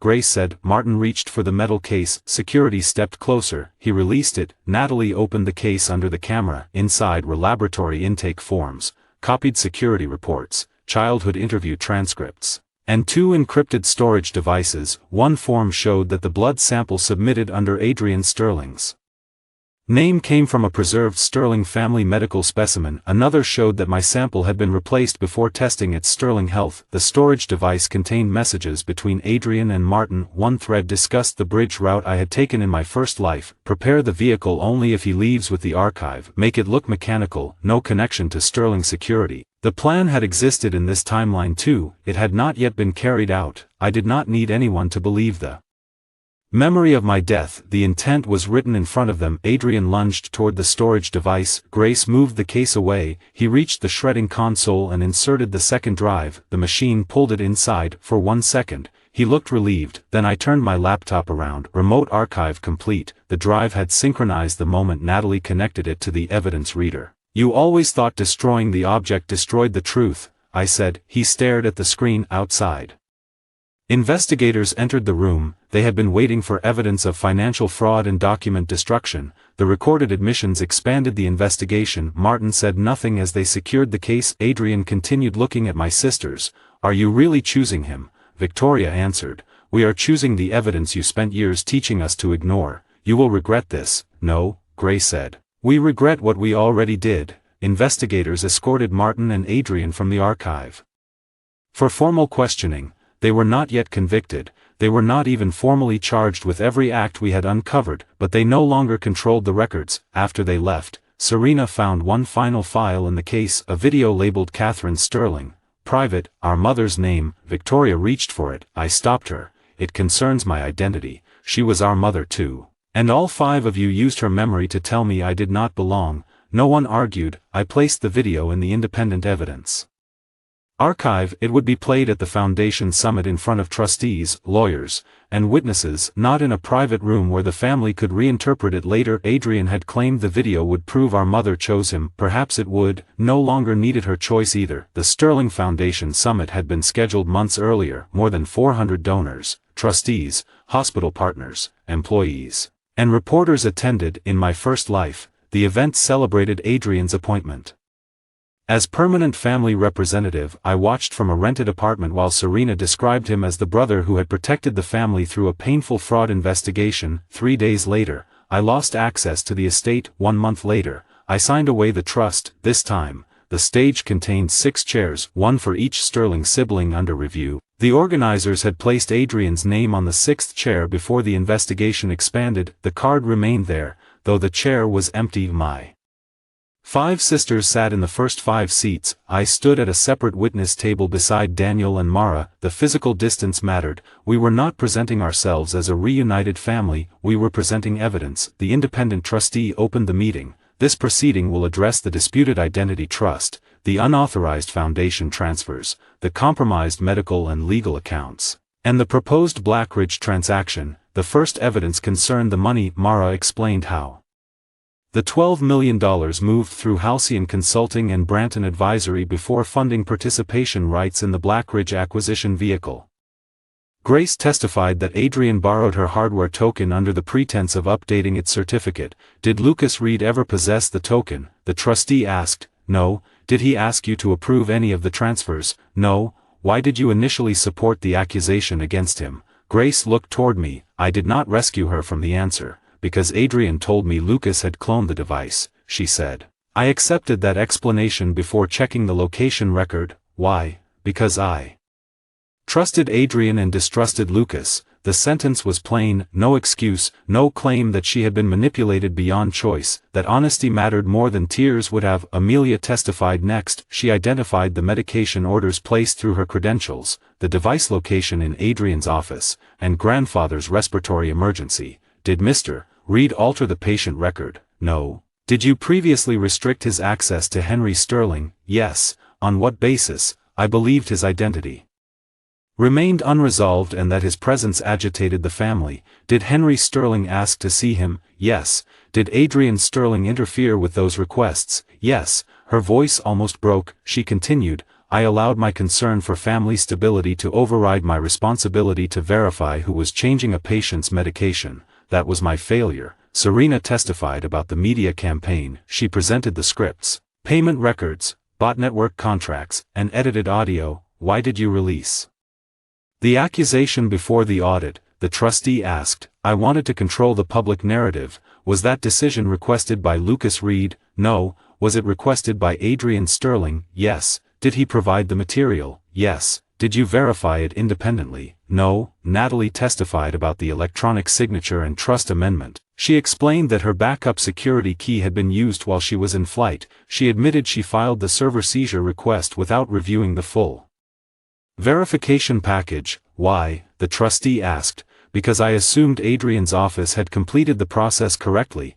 Would you have made the same assumption if the document benefited Lucas? Natalie looked down. No. That answer moved through the room like a current. The unequal standard was finally public. Victoria testified last. She described the Blackridge merger, the concealed schedules, the secret participation units, and Adrian's recorded statement about manipulating her fear of appearing weak. Did Lucas Reed create Sterling's liquidity crisis? The trustee asked. No. His license termination exposed existing unauthorized transactions. His guarantee withdrawal created a replacement deadline, but it did not create the underlying debt. Did he attempt to force Sterling Holdings into his control? No. Did he request appointment as chief executive? No. Did he request that you recognize him as your brother in exchange for restoring services? Victoria's eyes moved toward me. No. What did he request? Independent control of evidence, commercial payment for his software, removal of compromised access,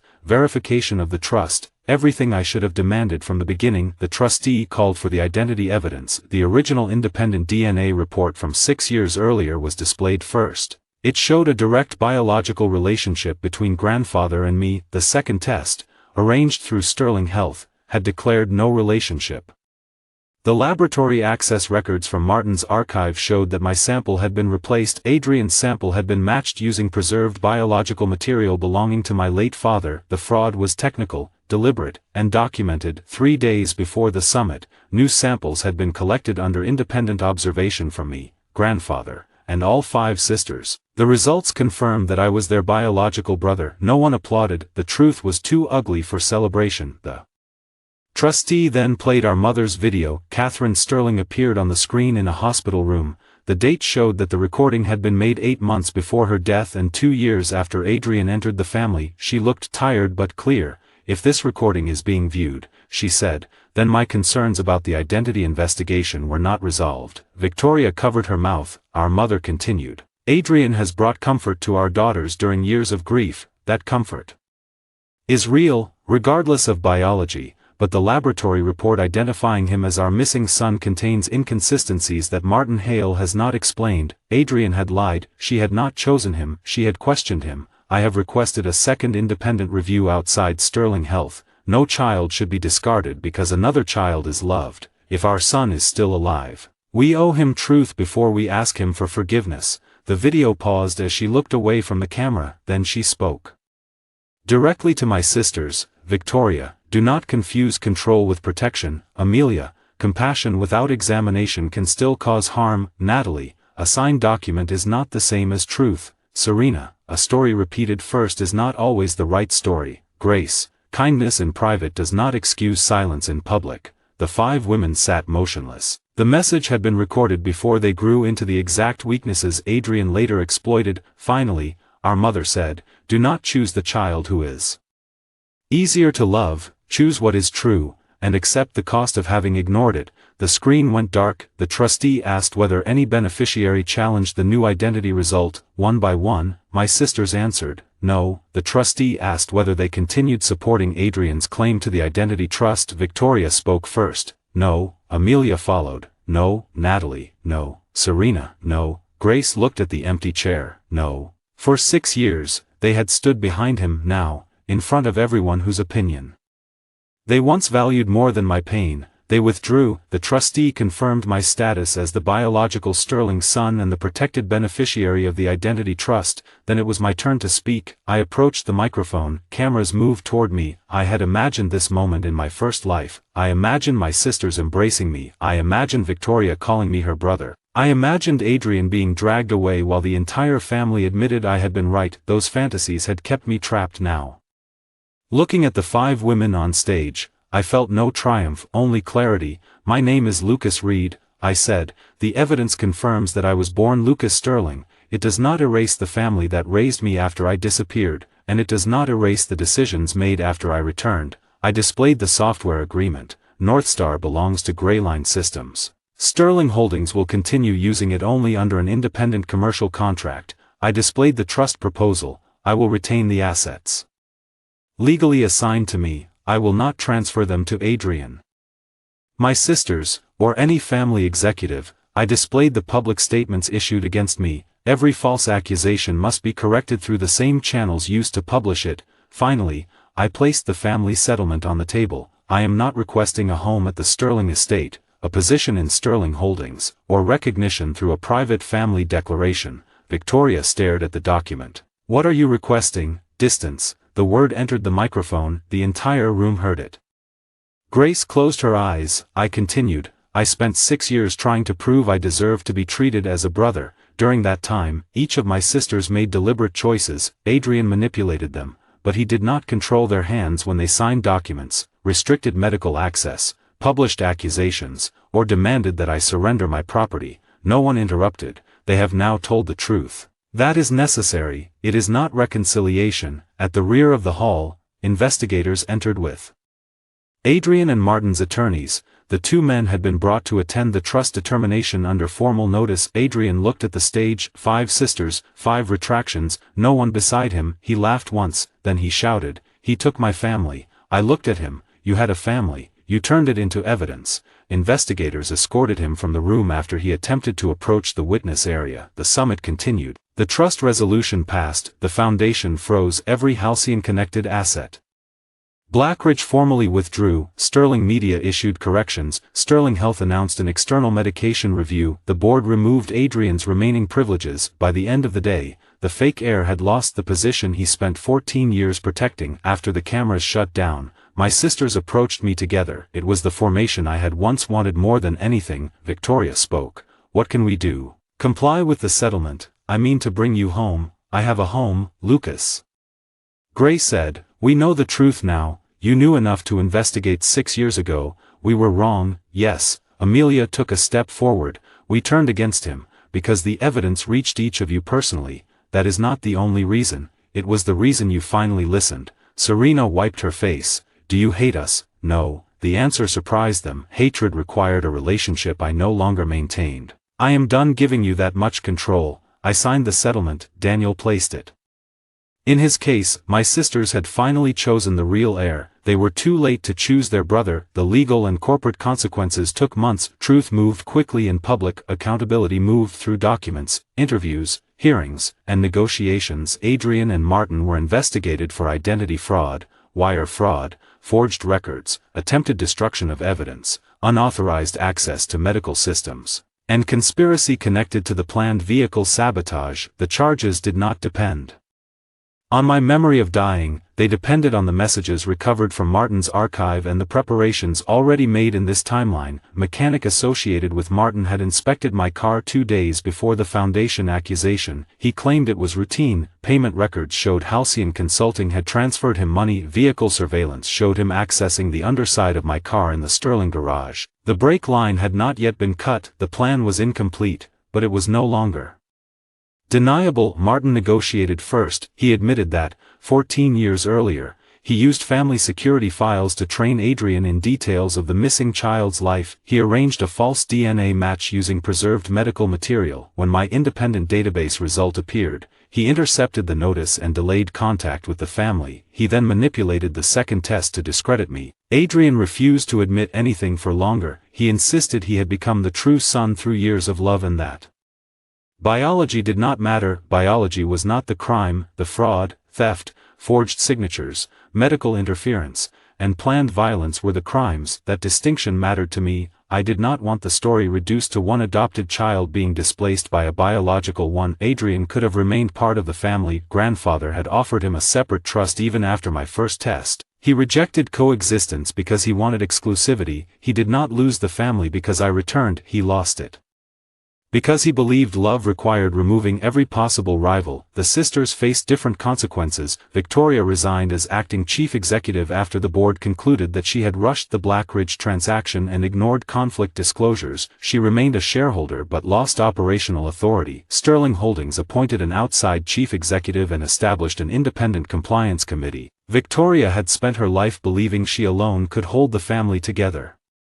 Now she had to watch professionals rebuild structures she had weakened through personal loyalty. Amelia stepped down as chair of the Sterling Health Foundation. The medical review found no evidence that she personally ordered the additional sedatives, but it criticized her failure to secure administrative credentials and her delay in questioning access restrictions around grandfather. She returned to clinical work under external oversight. Natalie reported the signature compromise to the relevant professional authorities and withdrew from every Sterling legal matter. She was not accused of intentionally forging the document, but her name remained attached to the application based on it. For the first time, she had to accept that technical legality could not repair moral negligence. Serena lost her seat on the media board. She spent weeks issuing corrections through the same network she had used to condemn me. Every correction included the complete board footage, the false audio analysis, and a statement accepting responsibility for publishing before verification. Grace remained with the independent audit until every foundation transaction was reviewed. Afterward,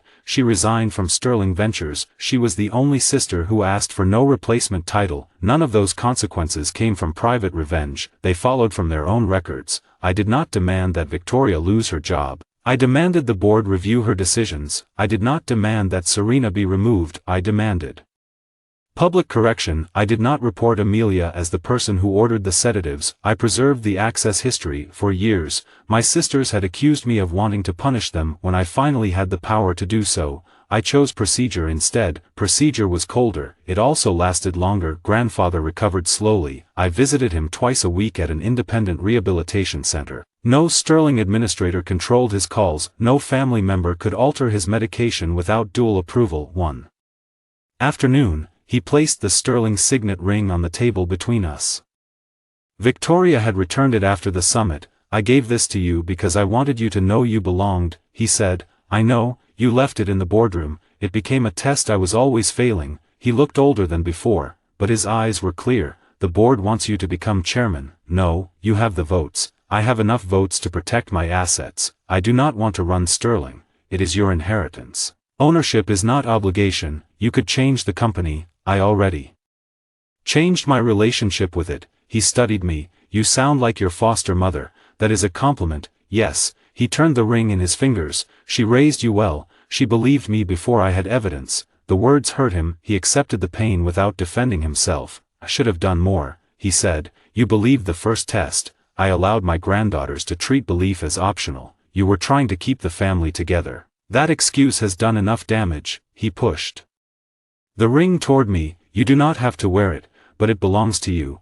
I picked it up, not as a symbol of family, as property that had once been used to measure my obedience. I placed it in my pocket. I will keep it in the trust archive. He nodded. It was not the answer he wanted. He did not ask again. The settlement meeting with my sisters took place at Daniel's office. Each arrived separately. Victoria came first. She placed a handwritten letter on the table. I listed every time I remember choosing Adrian's explanation over yours. I do not need the list. I do. That is your work, not mine. She accepted that. I kept telling you trust had to be earned. Yes, I never asked him to earn it. No, I thought protecting the family meant removing whoever created uncertainty. You removed the person asking questions. I know. She looked at me. I am not asking you to call me your sister today. Good. I am asking whether there could ever be a day, I do not know, live without expecting one. She left the letter. I did not read it. Amelia arrived next. She brought no letter. I changed hospitals, she said.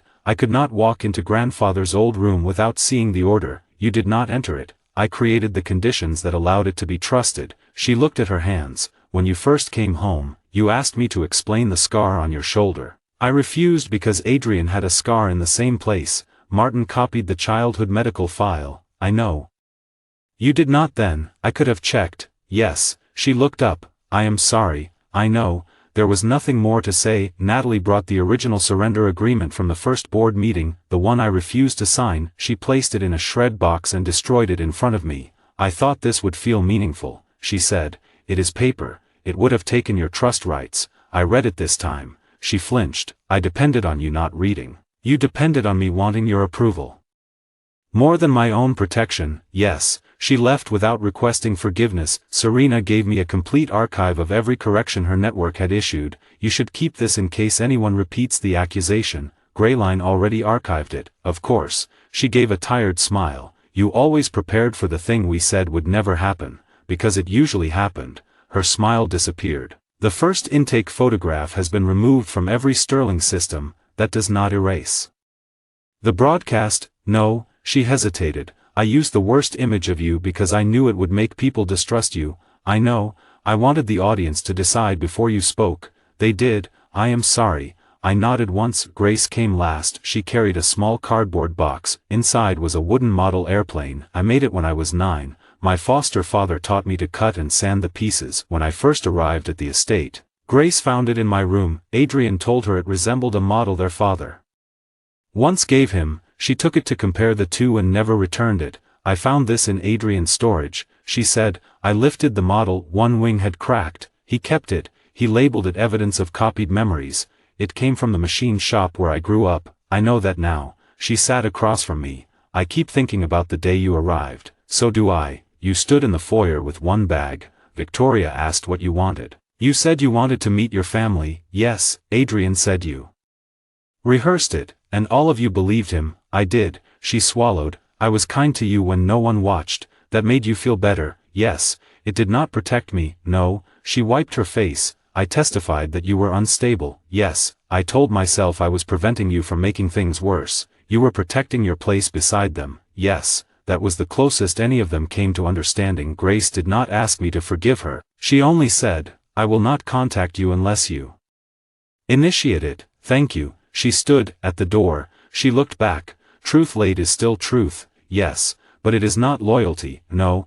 I took the model airplane to the old Reed machine shop that evening. The property had remained closed since my foster mother died. Dust covered the machines. Her handwritten safety rules were still taped beside the drill press. My foster father's old radio sat on a shelf. This place had never contained marble floors, family portraits, or inherited power. It contained work. It contained people who had loved me before they knew whether I was valuable. I placed the repaired model airplane on the front desk. Then I called my Gray Line operations director. I found our new headquarters. Renovating the machine shop took 9 months. We preserved the brick walls and steel beams but replaced the roof, wiring, and loading systems. The original workshop became a training laboratory where junior analysts learned how financial fraud moved through ordinary businesses. The upper floors housed Gray Line's engineering teams. A new glass structure connected the old building to a community center funded through my trust distribution. I named the center the Reed Identity Project. It provided technical support to organizations handling missing person records, adoption fraud, identity theft, and disputed family documentation. I did not create it because I believed every biological family should be reunited. My own life had cured me of that fantasy. I created it because no person should depend on a powerful family's willingness to examine evidence. North Star expanded. After the Sterling scandal, hospitals, foundations, universities, and private companies requested independent licensing. Gray Line stopped accepting arrangements in which family officers controlled audit records. Every major client had to appoint an outside evidence custodian. Every high-risk login generated a separate immutable archive. Every executive exception required 2 independent approvals. The safeguards were built from the exact weaknesses Adrian had exploited. A year after the board meeting, Gray Line employed 180 people. Sterling Holdings became one client among many. It paid the full rate. Victoria never requested a discount. The outside chief executive stabilized the hospital debt without Blackridge. Several non-essential properties were sold, but the rehabilitation center remained open. Sterling Media separated its news operation from family communications. The foundation recovered part of the stolen money through frozen halcyon assets.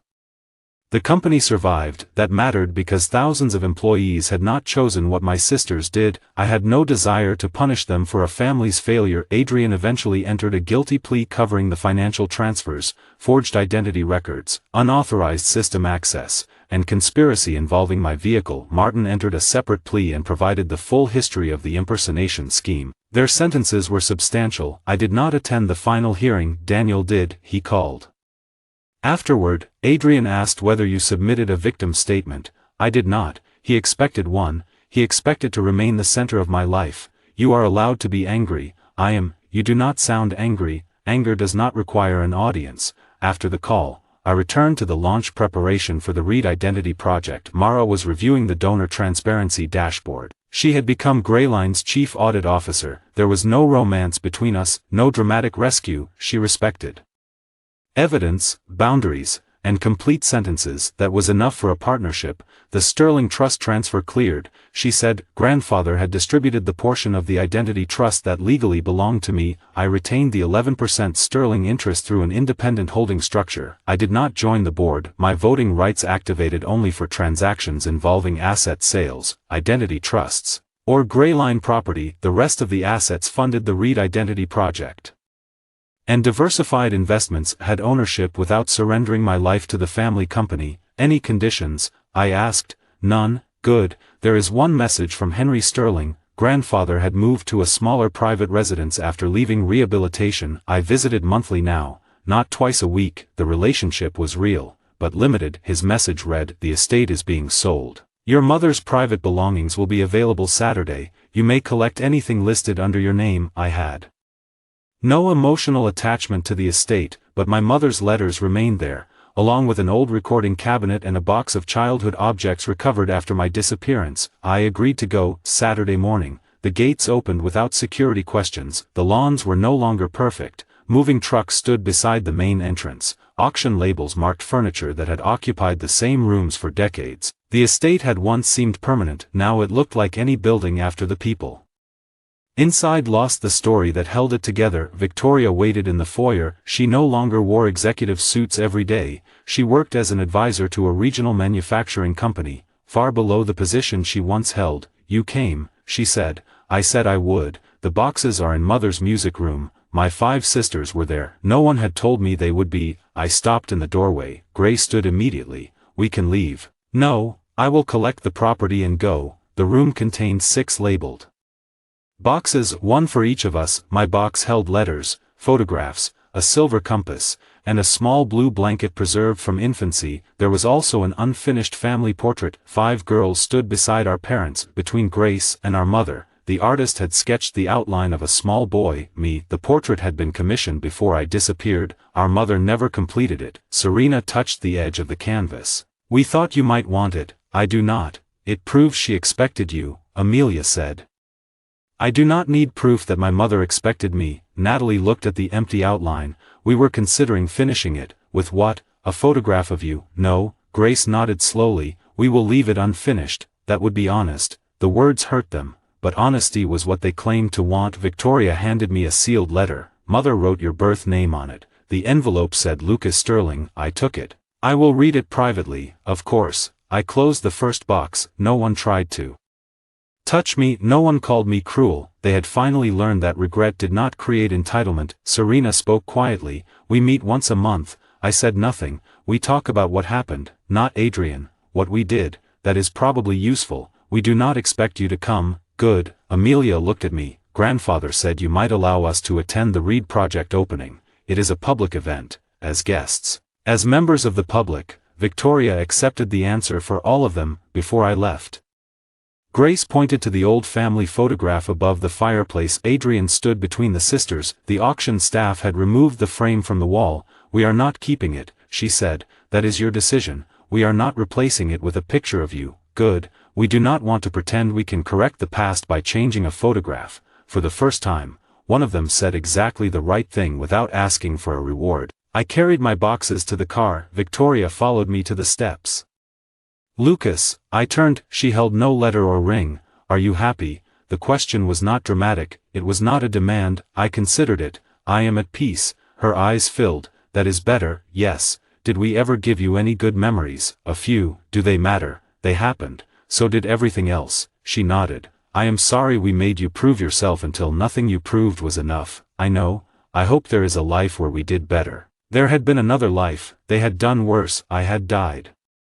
Still waiting for them. "I only have this one," I said. Then I got into the car. In the rearview mirror, the 5 sisters gathered on the front steps. For most of my life, that image would have made me turn around. This time, I drove through the gates without slowing down. The Reed Identity Project opened on October 14th, exactly 1 year after the foundation board meeting, exactly 1 year after I stopped begging. The machine shop doors had been restored rather than replaced. My foster mother's name remained painted above them. Reed Precision Works. Below it, a new sign read, Grayline Systems, Reed Identity Project. The opening event included non-profit directors, investigators, hospital administrators, cybersecurity teams, and families dealing with disputed records. No family name dominated the stage. No portrait hung behind me. No one introduced me as an heir. Mara presented the first North Star public interest platform. It allowed approved organizations to preserve document histories, sample chains, access records, and authorization changes without surrendering the data to a powerful sponsor. Daniel explained the legal support network. Then I spoke. I did not tell the audience I had lived twice. I told them the truth that mattered in both lives. Systems fail when trust replaces verification. I said, families fail for the same reason. The room remained quiet. A record can be forged. A signature can be stolen. A photograph can be selected to create a lie. A person with authority can repeat that lie until everyone else calls doubt disloyalty. I looked at the old steel beams above the audience. My foster parents taught me that trust is not the absence of questions. Trust is knowing that questions will not cost you your place at the table. At the back of the room, my 5 sisters stood together. They had registered as ordinary guests, no reserved seats, no family introduction. Victoria listened with her hands folded. Amelia stood beside grandfather's caregiver. Natalie carried no legal briefcase. Serena had brought no camera crew. Grace held the repaired wooden airplane I had allowed her to borrow from the lobby display for 1 minute. They did not approach me after the speech. They had learned. Grandfather did. He walked with a cane and stopped beside the original workbench. Your foster father built this? He asked. Yes. He gave you more than I did. He gave me what he had. Grandfather looked around the building. I wanted Sterling to be your legacy. It is part of my asset portfolio. He laughed softly. That is a very cold description. It is an accurate one. Your mother would have liked this place. I read her letter. He waited. She wrote that she hoped I would grow into someone who chose kindness without surrendering judgment. Did you? I am trying. He looked toward my sisters. Do you consider distance kind? I consider false reconciliation cruel. He nodded. You are right. We stood in silence. Then he asked, what name will appear on the foundation documents? Lucas Reed, not Sterling. The trust records contain Sterling, my life. Contains Reed. He accepted that too. After the guests left, I remained in the workshop. The evening light crossed the concrete floor. On my desk sat 3 objects: the Sterling signet ring, my foster father's old machine key, my mother's letter. For years, I thought I had to choose between the family that lost me and the family that raised me. Adrian believed identity was a throne with only 1 seat. My sisters believed acknowledging me would erase their past, had believed being rejected by them erased me. We were all wrong. I placed the signet ring in a secure archive drawer with the trust documents. It was mine. I did not need to wear it. I hung the machine key beside the workshop door. It opened no modern lock, but it reminded me where I learned to build. I returned my mother's letter to the desk. My phone displayed a message from Grace. Thank you for allowing us to attend. We will not contact you again unless you choose it. I read the sentence, then I archived it. Not deleted, not answered. Archived. That was the correct place for the past. Mara entered carrying 2 glasses of water. The final audit dashboard is clean, she said. No unresolved transfers, none. Access exceptions, none. Good. She handed me a glass. You missed the celebration upstairs. I heard it. Your employees think you should make a speech. I already made one. They want a less serious speech. That sounds inefficient. It is called morale. I will study it. She smiled and returned upstairs. The building was full of voices, people who worked with me because they respected my decisions, people